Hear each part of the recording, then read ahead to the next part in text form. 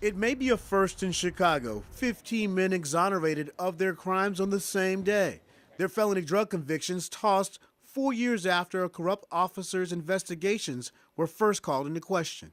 These cases, we concluded that unfortunately the police were not being truthful, and we couldn't have confidence in the integrity of their reports and their testimony. And so in good conscience, we could not see these convictions stand. Leonard Gibson says Officer Ronald Watts framed him and took years away from his life. I went to jail and did 2 years, 24 months for Watts. I came back home, he put another case on me. In 2013, Watts, then a Chicago police sergeant, was sentenced to 22 months in prison after pleading guilty to theft of government funds. An FBI-led investigation showed Watts and another officer stole money from a federal drug informant. The conviction has led to a review of hundreds of cases. Gibson, like many other men whose cases were exonerated, says Watts planted evidence on him. If you're not going to pay Watts, you're going to jail. CNN was unable to reach Watts for comment. It is the prime example of the phrases that we hear, the thin blue line, the code of silence.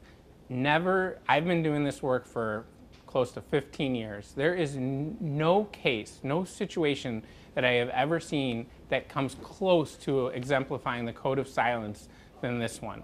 Ben and Clarissa Baker spent 10 years apart as Ben sat in prison. It's torture, like, because you thinking in your head every day, like, how did this happen? Well, both faced drug charges connected to the rogue officer. At the time, no one would hear their cries of innocence. No one would listen? No. What would they tell you?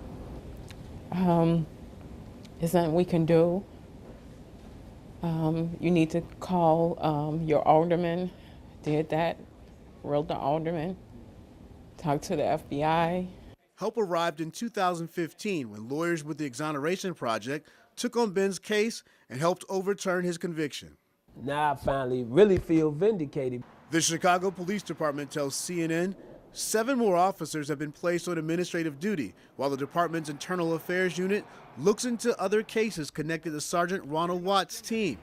Ryan Young, CNN Chicago.